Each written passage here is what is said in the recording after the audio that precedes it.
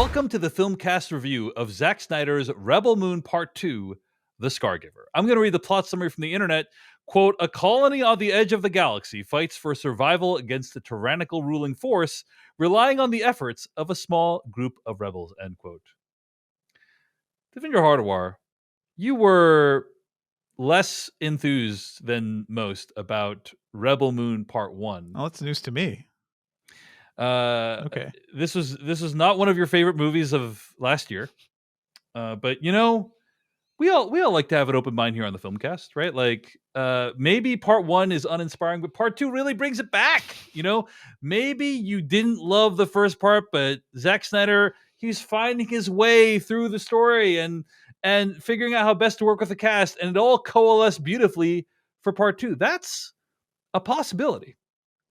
So I want to ask you, Devindra Hardawar, what did you think of Rebel Moon Part 2, The Scargiver, and did you like it more or less than Rebel Moon Part 1, Child of Fire?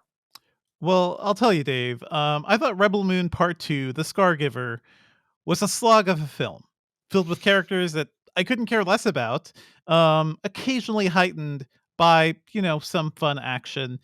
It was still one of the worst things I've seen in the past few years. It's still better than the first movie. Oh, wow. So it's at least better than the first movie, but barely. Interesting. Because the thing is, like, the first movie was pretty much all setup. It was a lot of setup to characters, again, that just felt like, cookie board cutouts from other better films. But it was all set up. It was like, hey, we're doing, have you seen Star Wars? Have you seen Seven Samurai? We're just doing that. Okay. So we're going to riff on this and collect some characters for 2 hours. Okay. That was the first movie. And this one was like, okay, there's a big battle. There's a big battle. That's something Zack Snyder does pretty well. And I think a lot of the battle stuff and a lot of the action looks cool because people aren't talking and they're not like trying to sell me on the like mythology of this world or whatever. Why is that princess lighting up? I don't know. Doesn't matter. Why does anybody who is Korra as a character? What does she feel and think? Doesn't matter.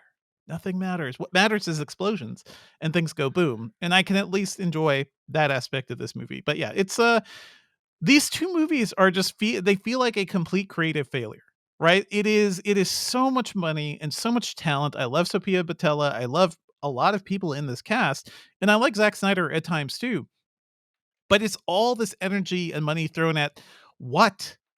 A thing that is just vaguely like Star Wars that just took a storyline from another samurai movie. Like, that's all it is. There's nothing to build on here. He's talking about doing potentially 4 or 6 movies of this. What? Of what? Glowy princess? Korra, more battles? Like, it doesn't mean anything. Again, though, I could say like, hey, Ed Skrein. Now we know his name. And he's still a lot of fun, even though they bring him back and don't do anything with him. Really, he's here and has fun, but they don't do much with the character. It's a disappointment. But again, still better than the first movie because it's at least somewhat watchable. All right. Well, so this is, according to Devindra Hardawar, this is the Dune 2 of Rebel Moon movies. Yes. Sure. Yeah. The Scargiver is Rebel Moon Part 2 is the best Rebel Moon. So it is far. The best Rebel Moon that has ever been made. Right? It really does make good on all the setup and work that was done in Rebel Moon Part 1, A Child of Fire. I still don't know what A Child of Fire means. I don't know what any of these is. She's the Scargiver just because she gives the dude a scar? She gave one scar. One scar? I have multiple scars. Am I the Scargiver?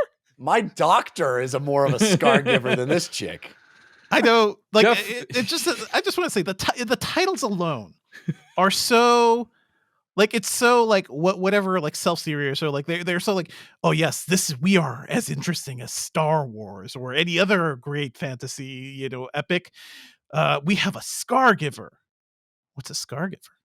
She gave a dude a scar. What's a Child of Fire? He took this orphan from war. Like that's all it was. Like it's big words in the title that to mean nothing. I don't know. Jeff Kanata, your thoughts on Rebel Moon Part 2, The Scargiver? Well, Dave, I guess you could say my thoughts on Rebel Moon Part 2, The Scargiver, are best summed up in the form of a limerick. No, let's hear it, Jeff. Zack Snyder's space epics complete. Some parts of the first one were neat. But this don't raise the ante. It's 2 films? Why can't he cut out shots of harvesting wheat? Jeff, that's the best stuff. Nice. Oh, I That's the best disagree. stuff of this I movie. could not disagree with Devindra more. No, it's- Absolutely. I'm in the same boat Listen, as Jeff. listen, This- guys, like yes. leading this into the is- complete insanity. Yeah. This is absolutely baffling to me. Yes. This movie. 100%. 100%. Now you guys are where I was. Yes. with the That's first what's so movie. crazy, Yes. Devindra, Yes. that I'm the inverse of you. I can't Yeah, because believe you I guys- can't believe you Devindra guys- is so positive on this. I think No, what is no. happening is you guys are just slow on the pickup here. Because No. from the first movie, I was like, this is batshit. What are we even doing here? I didn't love the first movie by Right. any stretch. Correct. But there was some interesting stuff there. Yeah. It was doing something. Yeah. Yeah. The idea that this is the payoff is absolutely galling. Yes. It like Wait. What Yes. were you guys expecting? Yeah, Because they were like, yeah. Let Jeff finish. Let Jeff finish. Here you go. tell me. Let's hear- I'll let's hear tell it. you what I was expecting. Literally anything. Like the first movie, for all its faults, of which there are many, of all its just rampant sort of wannabe, cover song Star Wars-ness of it, I don't forgive it for any of that, but we're on different planets. We're going to we're doing stuff. We've got there's things happening. There's all these people. There's a kineticism. It's not a great movie, but it had some sense of scale and scope and excitement. I am not exaggerating when I say the first hour of this movie, nothing happens. For an hour, nothing happens. Oh, Nothing. They harvest wheat. That is the only thing that happens for an hour of the movie. do you see? But Jeff, did you see how lovingly they harvest the wheat? They really just like slow-mo those sides. They have and then 5 days to bundle harvest the the wheat. You have 5 days to harvest the wheat. How long does it take to usually harvest a wheat? Half a cycle, which I assume means half a year, right? So they're going to do a year's work in 5 days. Like, okay, we start at dawn. You don't want to start now? You don't want to start now. You're going to start at dawn? We're going to gonna start chill at out a little. Okay, fine. Okay, we got to party Yeah. first. We got to have a party before we actually get the work done. But then they do all of a half a year's work and have enough time to also 7 samurai the townspeople. Okay, I don't want to. Yeah. We'll get into spoilers. But To That's be the fair, whole it's a thing. moon, so it has a slow, quicker rotation, Jeff, than a Earth year. Yes. You It's know? All right. moving really fast. Yeah. Nothing happens for an hour of this movie. If you have ever played a game of Dungeons and Dragons, Mhm. invariably, one of the things you sort of have to get through in order to play the game, and often, it's often can be fun, but the thing you have to do is the first session, everybody sits around a table. Oftentimes you pretend you're at a tavern, you're at the inn. No, Jeff. And- The no, first let me session- finish. Let me finish. You Let him finish. Let you him sit finish. down at the table with your team, and everybody goes around and just tediously explains their backstory. Just one by one, everybody has to. They've been working on these Mhm. characters, and they got their character sheet, and they're so excited about their backstory. And yes, it's part of the fun of D&D is coming up with your character and having it. But invariably, what has to happen on the first session, so we all know who's who, say your name and say your secret backstory, so we're all on the same page. This movie does that. And there's no fun that I'm participating in a tabletop game of D&D. I just have to watch people like, next, it's their turn to say their secret backstory, and we do it 5 times back to back. It's the clunkiest, most insane way to artificially inseminate some sense of caring about these characters. Like, how are we going to get any kind of emotional connection? Well, I'll just systematically tell you all their secret backstories. Why are we sharing them? Oh, because we're going into a battle tomorrow, and I guess we all have to tell the truth. It's it's an insane way to write a script. It's like it's the least efficient, clunkiest, most banal, boring way to learn about characters is literally each of them will just reveal their secrets now to everybody at the table. And then the fight starts, and you're right, Devindra. There's explosions. There's a lot of explosions. And I guess I have to give it up for the explosions. There's a lot of pretty imagery. The man knows how to direct beautiful things. Like, he makes beautiful things. You get your, ramped action, slow-mo action moments.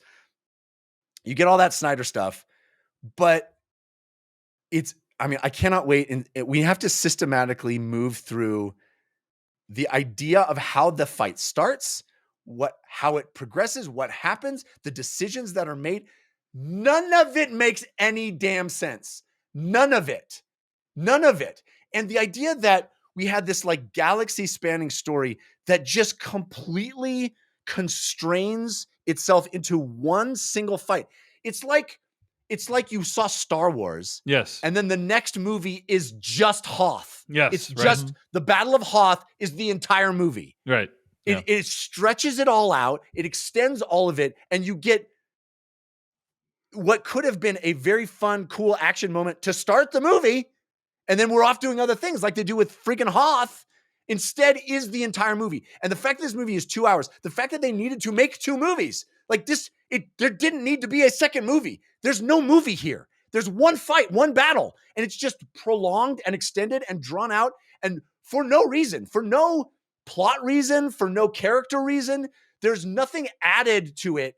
It is just a bunch of people making completely stupid decisions and big explosions in what is a fight in the same place we already saw a fight from the first movie. So there's nothing new added. There's nothing exciting that happens. It is baffling to me that this is the payoff. This was supposed to up the ante, supposed to increase the stakes, supposed to outdo the first movie, and it completely does the opposite. I could not believe it. I was ready to love this movie. I was ready not to love. Yeah. I was ready to like. It was all worth it, you guys. I wanted to come in here and be like, that first movie was clunky, and there's things about it that are bad, but man, what a payoff. That's what I thought I was going to say. I wanted to say that. It couldn't be less that to me. Yes. I think we should move to spoilers pretty quickly. Can I just because I want to respond to a couple of things. Yeah, go ahead. But first of all, I have to say, gentlemen, hurts, doesn't it? Hurts to have your brain broken by Rebel Moon, huh? You guys were looking at me at the first movie like, oh, I'm the crazy one. I'm the crazy one flipping out about this movie. No. I saw exactly how failed this entire project was from the very beginning. Jeff, I will tell you, the first thing, yes, you do introduce each other at your first D&D session. The first thing I remember, though, is the interminable aspect of learning the rules of the type of campaign you're on, building your character sheet, that whole process too, which can be fun. But if you're doing it as a group, that's hours of people just staring at papers, right, and doing stuff. And then you get to the fun part, which is actually the introduction. I would say that first movie was just people writing down character sheets. It was just like, it was the GM like making up a plot. It's like, that guy attacked and the village chief is dead, so this village is gonna get fucked up. We gotta get some dudes. Gotta get some dudes to this village before they blow it up. That's the entire first movie. And the only thing we got about that, the only interesting that we got out of that was that Ed Skrein villain. He's a lot of fun. Yeah. Hey guys, it turns out Zack Snyder had no idea what he was doing. I feel I don't know how you could have any anticipation. I want to talk about Ed Skrein specifically in spoilers, but Dave. Yeah. But I expected a big battle. That's all I expected. Mm-hmm. And at the very least, I got a big battle. It didn't mean anything. It was dumb as shit. But you were expecting a big battle, and you got one of those two things. Yes. Yeah. One of those two words was accurate. It lasts a long time. It sure last goes a on. long time. Yes. Okay, some quick thoughts from me. My hope and generosity has turned to anger. Same. I think. Welcome to the party, gentlemen. I think Jeff and I were both like pretty open-minded when we watched Rebel Moon Part 1. Like we didn't love that movie, but we're like, okay, there's some cool, there's some cool things, there's some cool action scenes, and we can see how maybe some of these characters might become more interesting with time. Yes. Rebel Moon Part 2 The Scargiver reveals this entire exercise to be pointless and cynical. And I will point out just a couple of things just from a meta perspective that reveal that to be true, right? Zack Snyder has said he's going to make R-rated versions of both of these movies available on Netflix.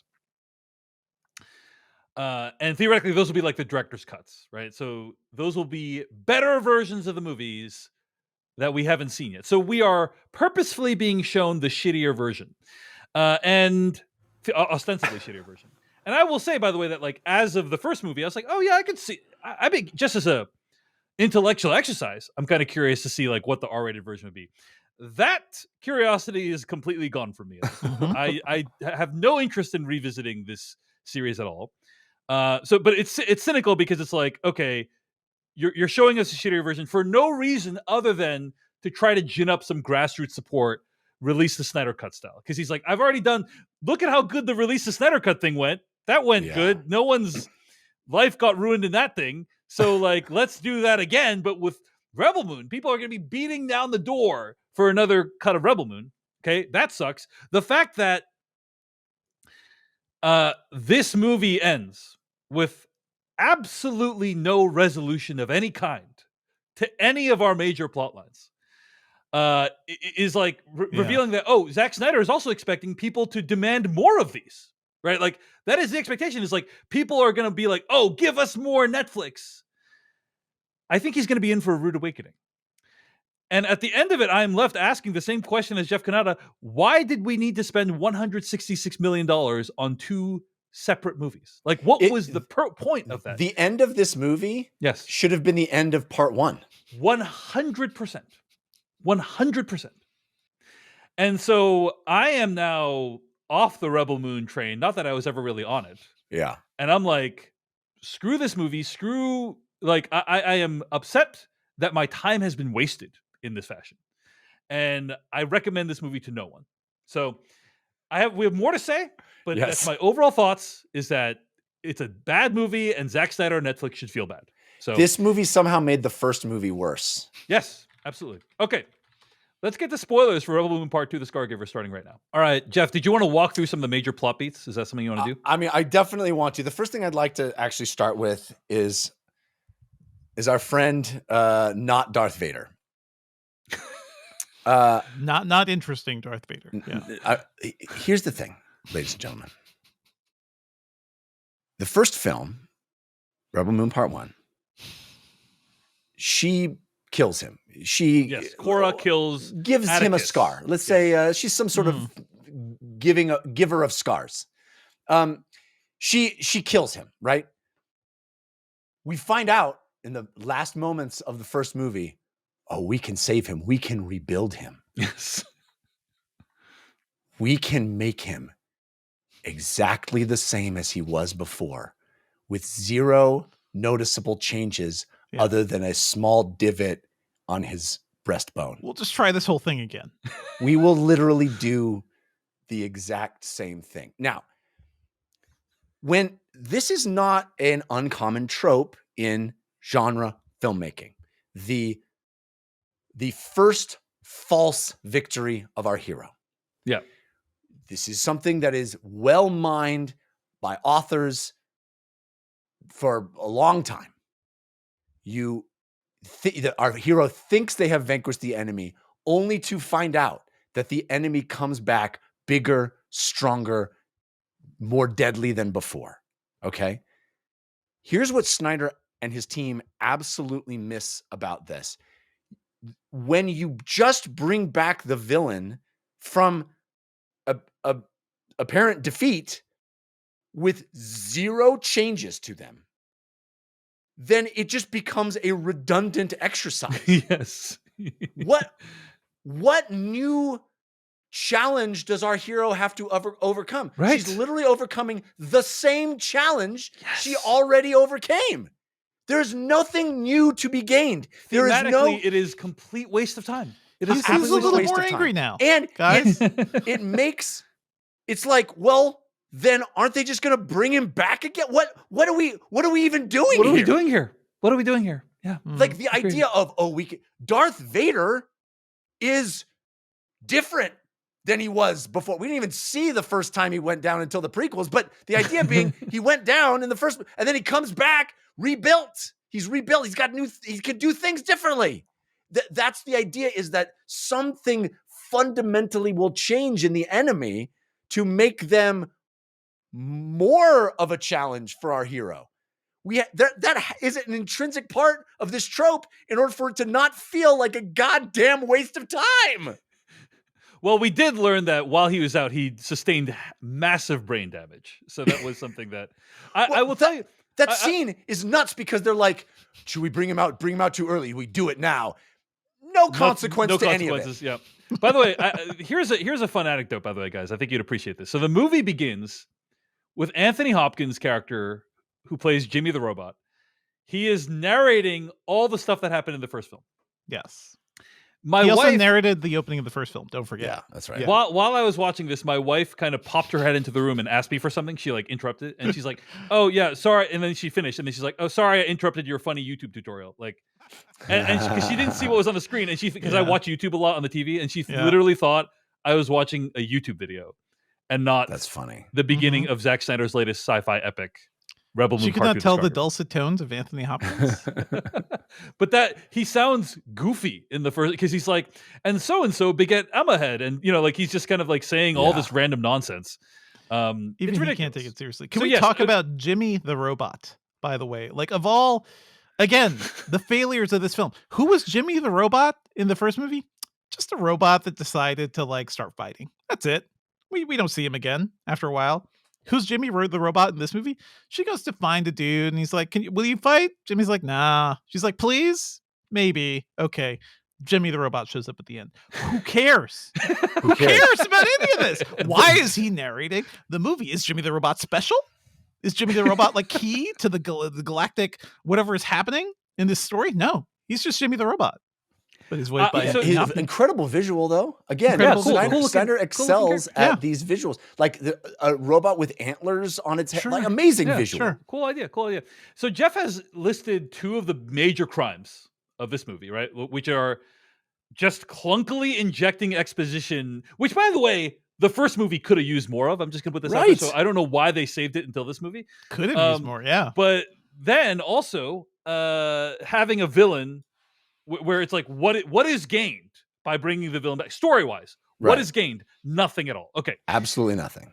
Well, listen, they wrote that title, right? So, has to be good. There has to be a big scar given. Well, the scar giving, apparently, she's already known as the scar giver before this movie, I believe, right? It's a related, according to Zack Snyder, it's related to her relationship with Princess Issa. So the real meat of the story, which is just not touched on in two movies. Yes, exactly. Yeah. We got a weird flashback to her and the princess in the first one. Like, okay, what's that? What's up with that? And by the end of this movie, you're left still nothing. There is a scene where we flash back and see that Cora was framed for murdering the entire royal family. Not framed. She just was talked into doing it, and then everybody was like, "You really shouldn't have done that." Well, no. They blamed her on the entire. Belisarius blames the entire murder on her. Even though Belisarius was a participant in it. So even though everybody watched him tell her to do it. The kookiest thing I've ever seen. Also, it was her! Do it! Why did you do that? But he was also doing it. He was also I know, but he doesn't take credit for it, is my sense. Amazing. There is a string quartet there all wearing bags on their heads. Yep. And I understand why there were bags on their heads, because that way they can't stop playing the music when people start getting murdered. Right. But you'd think, what do you think the instructions were? It's like, hey, no matter how many people you hear die, do not stop playing. I'm pretty sure, because they actually picture, like, you're on the Titanic, right? And like, no matter what's happening, you're going to continue playing no matter what, right? They actually do heighten as the action increases. So it's like, it's almost as if the command was, listen guys, shit's going to go down, and as shit goes down, I want a sick ass soundtrack. Can you do that? Can you do that, please? So, but the other big crime that this movie commits is the first movie introduces all these characters that she's gathering to help defend them, right, against Titus, part of the resistance, right? Titus and what's his Tarek, Nemesis. all the Nemesis, all these characters, right?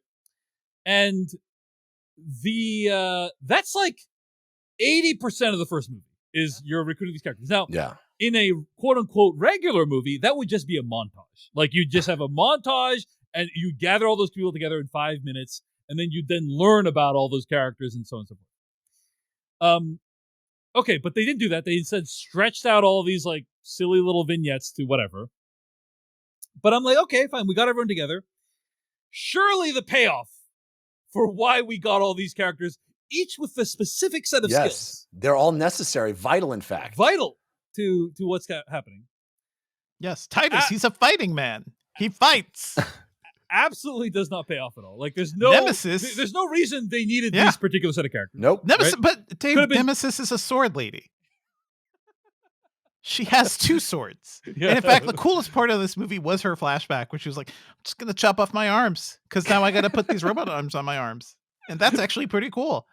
She's the only interesting character or element of these entire movies. I think you were dramatically overselling how much the movie does for that character, right? Like, yes, maybe inherently because it's Duna Bay and she's a cool actor. It's Duna Bay, but I mean, no. I'm saying it doesn't do anything for her, but I'm saying that one.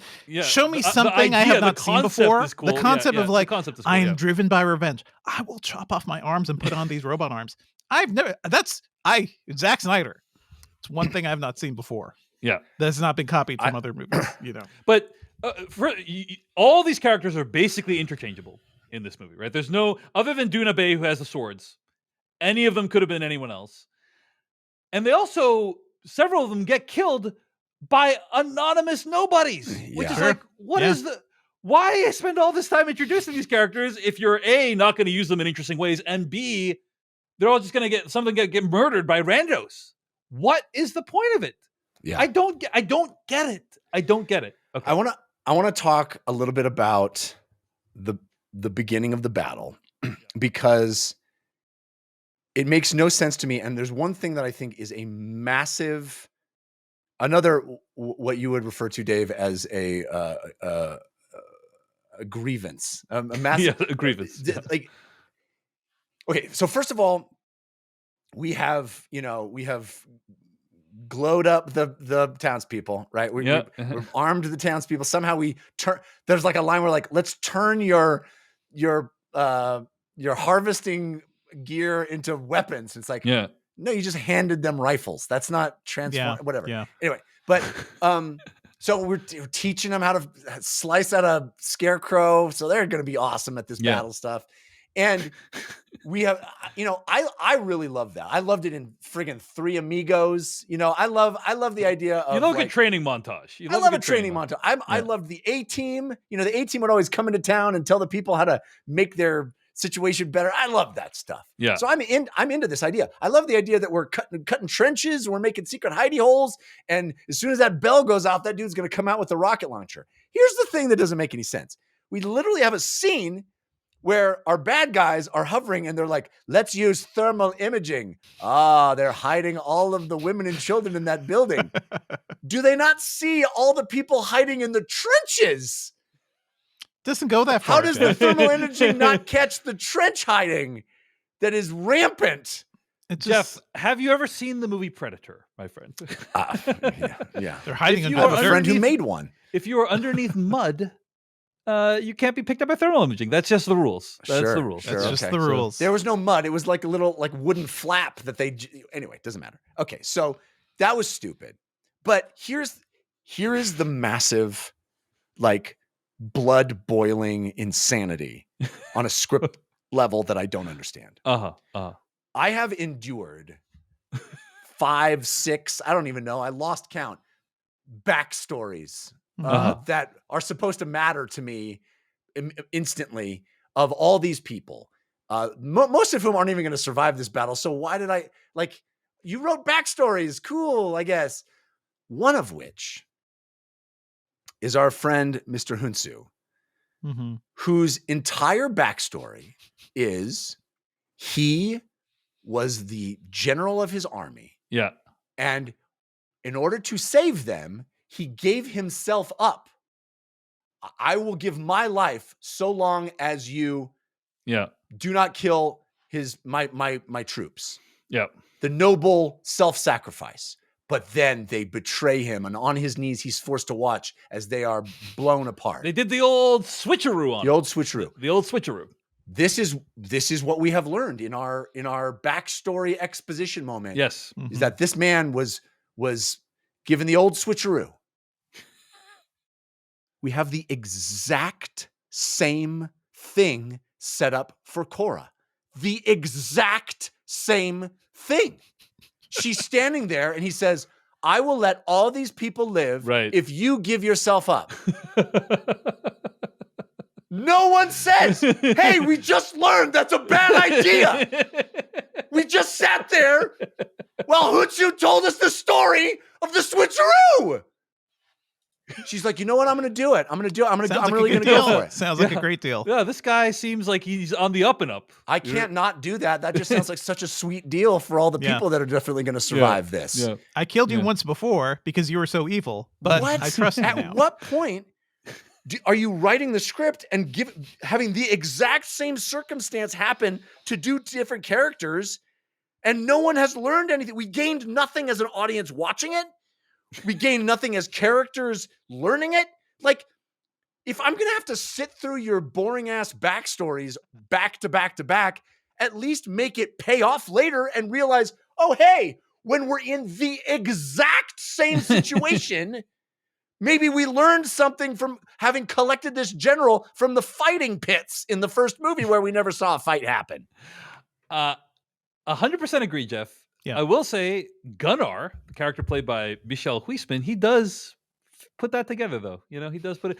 It's shocking the one that good Cora, thing Gunnar has done. Shocking that Cora hasn't figured it out, but Gunnar. Shocking Cora hasn't figured it out. She's either, but also like, that forced romance between the two of them that just comes out of nowhere in this movie, like was not set up at all. No, Jeff. I feel like you have misremembered what occurred in Rebel Moon Part 1, A Child of Fire.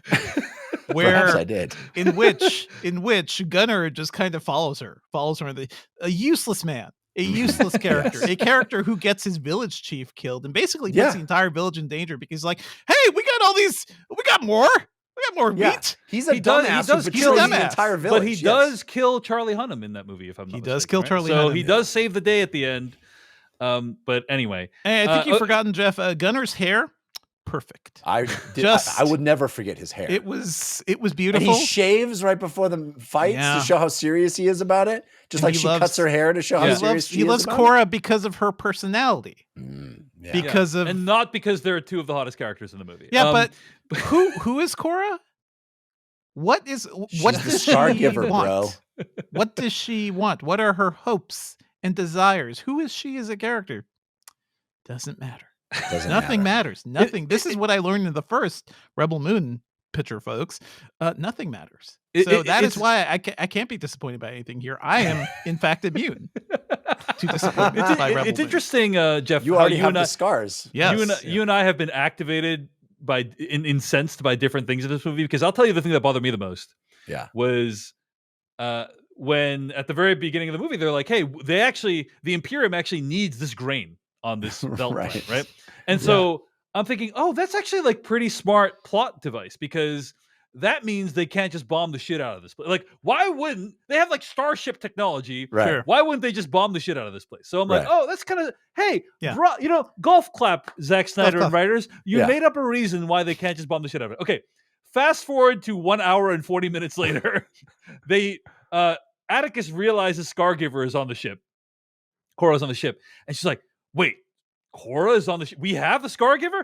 Bomb the shit out of this place. Let's get the fuck out of here. Like, and it's like, well, what about all the grain? And it's like, we don't need the grain. We got the Scargiver. What? What are we even doing? Why did you even bring that up in the first place? We could take this a step back. Why is a galactic traveling civilization harvesting grain?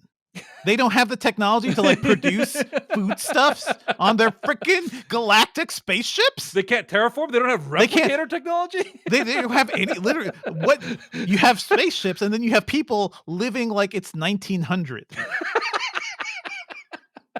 Hey, that's where all of this falls apart for me. But yeah, I mean that's fair, Devindra. But I'm just like, what like if Korra was literally the mission, literally when they're doing the parlay at the face-to-face. beginning, Yeah. just grab Grab Rob and her. get out of there. Yes. Like you don't need anything. Or Just shoot grab her. Shoot her. Shoot move her. You want her Just- dead, right? What's the...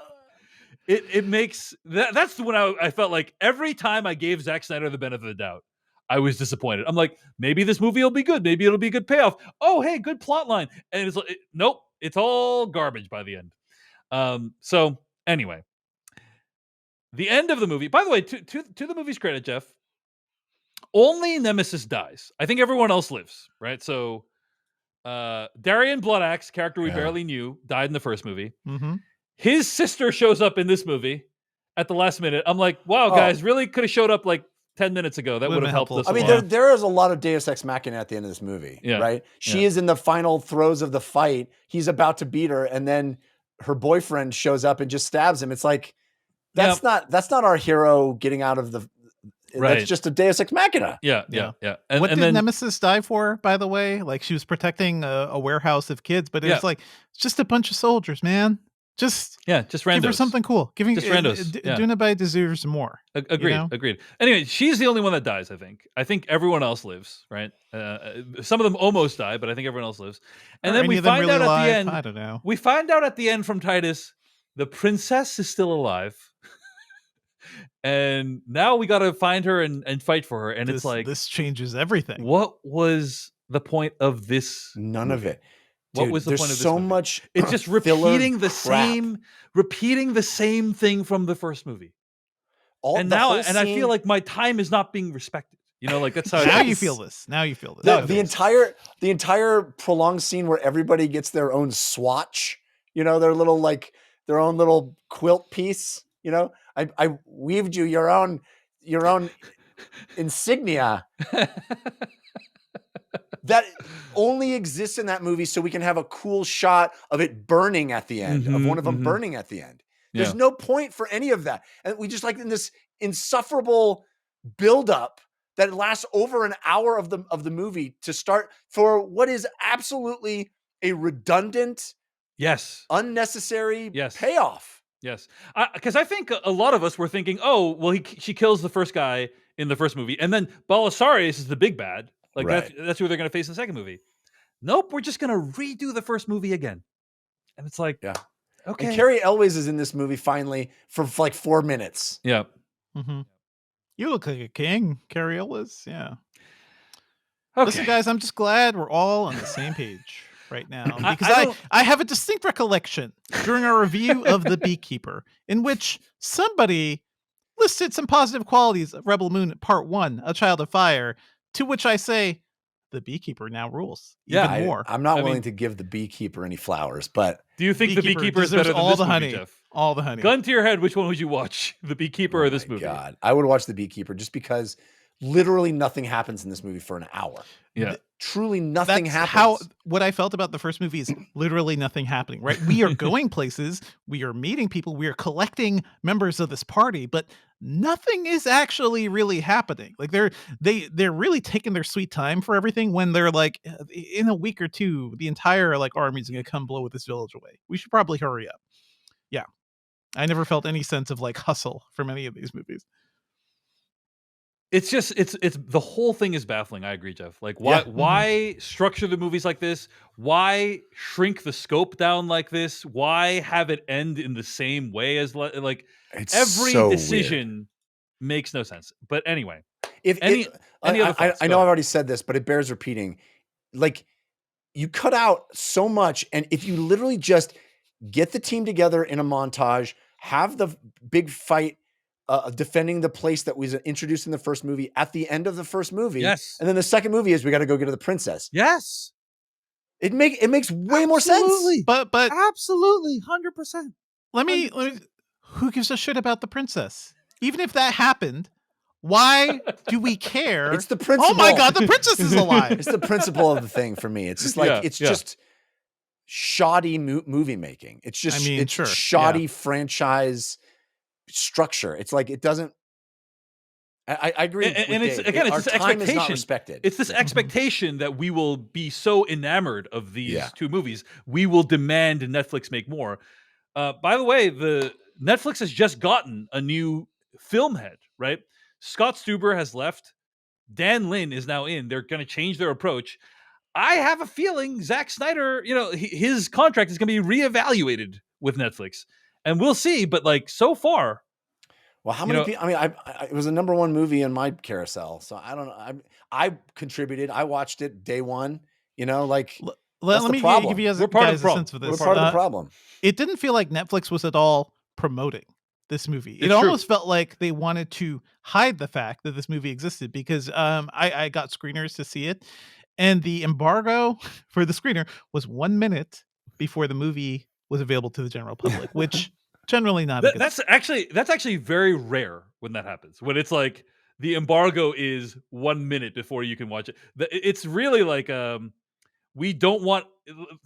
They want to get as many views as possible for this thing because they know the reviews are going to be terrible. Anyway, so they knew what they had. They knew what they had. All right.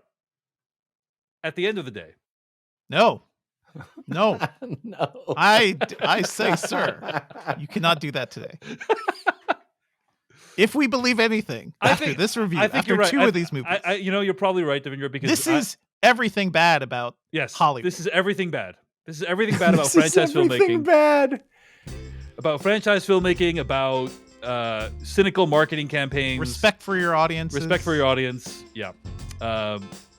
I can't say it. We're not going to say it today. So we're just going to end the review right there. Thank you so much for watching this video of the Filmcast. Check out these other videos that we have available, and be sure to hit like, subscribe, and hit that bell icon to get other videos from us in the future. You can also go to thefilmcast.com to catch all of our audio podcast versions of all of our episodes. And support this podcast at patreon.com/filmpodcast, where you can sign up for ad-free episodes and exclusive After Darks. Thanks so much to everyone who makes the Filmcast possible.